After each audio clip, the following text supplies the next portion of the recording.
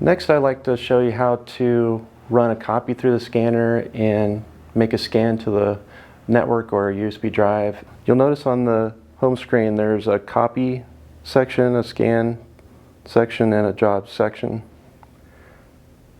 Right now, if you feed a document through the scanner, you can hit the copy button. It'll run one copy out as a default. You can also change the number of copies, and there's an options button where you can change settings like the DPI and the rotation, also the color settings on how you want the copy to be made. So what we can do is we'll feed the scan through the scanner. You want to feed it face up and try to center it the best you can. There's some markings on the scanner that will help you guide the print. It doesn't have to be perfect on those markings, just as long as you're close. And then feed the scan through until it stops. It should grab it after a second. Now we can go back to the touch screen and we could enter the number of copies we want, and then we'll hit the copy button. After it scans through the sheet, you'll get a preview on the screen.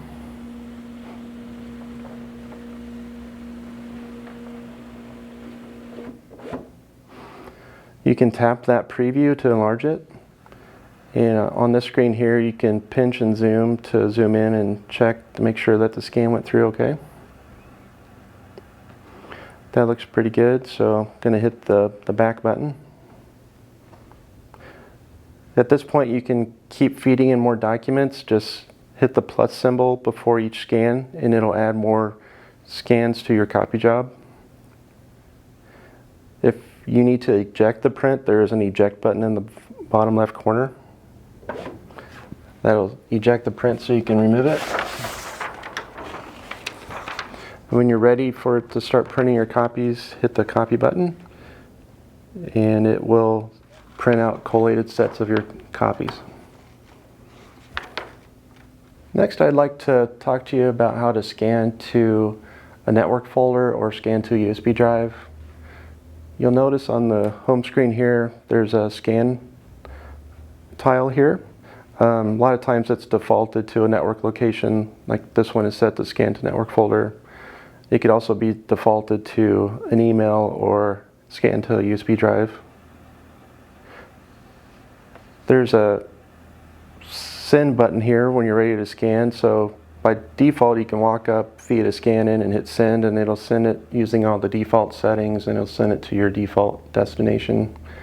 Or there's an options button here if you open that. There's a lot more settings in here for the DPI of your scan, the orientation, the color settings, and how you want it, whether black and white or grayscale or color. There's also presets here that you can use.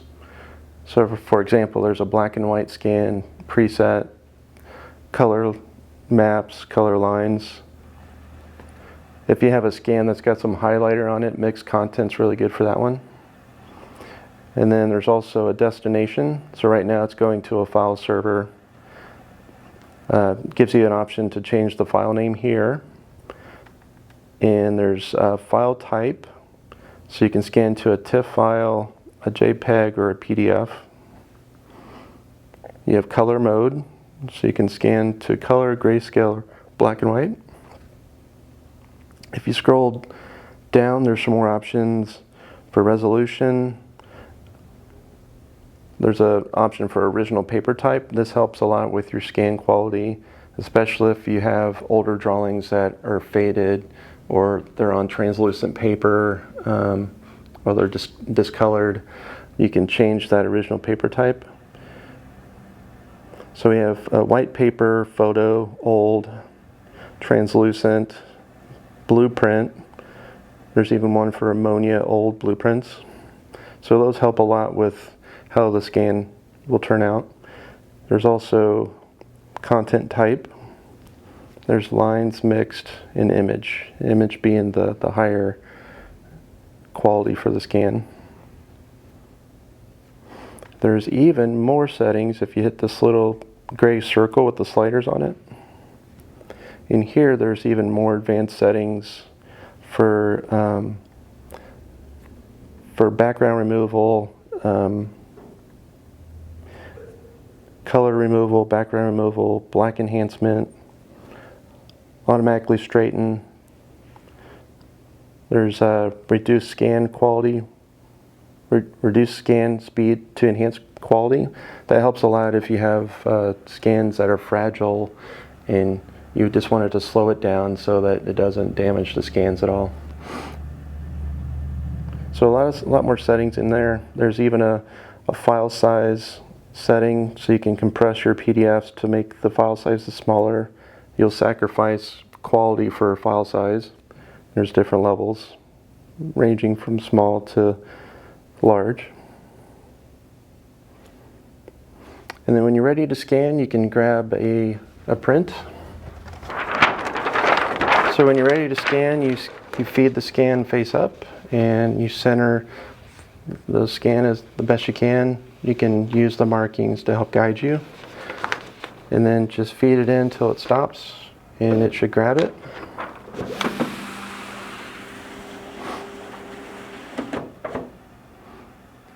It will automatically take the scan depending on what screen you're on. Right now we were in the advanced options screen, so it automatically takes the scan when you feed it.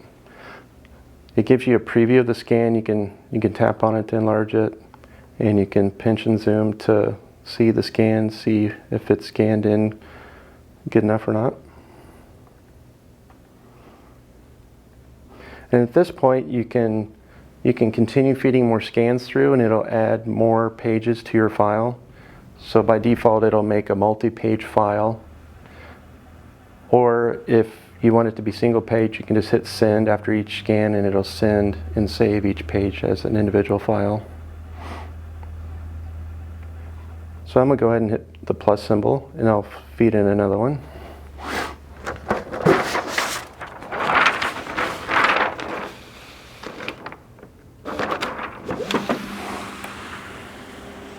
And you'll see it'll add another preview to your list there. So here's my second page. When you're done, you can hit the eject button. It'll eject the previous scan. And then you can hit send and it will send and save the file to your default destination. If you wanted to scan to a USB drive, there's a USB port just below the monitor. So we can scan one to a USB drive.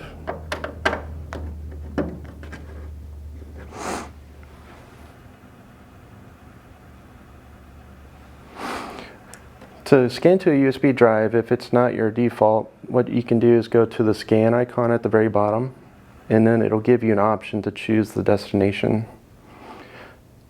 So you can see there's scan to email, scan to network, and then scan to USB. So I'm going to hit USB.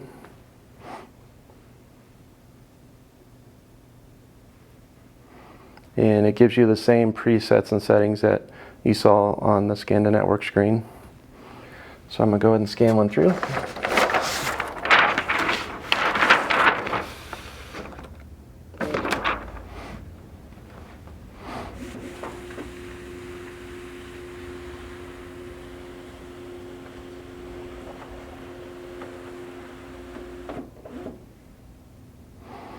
There we are. So we've got the same preview.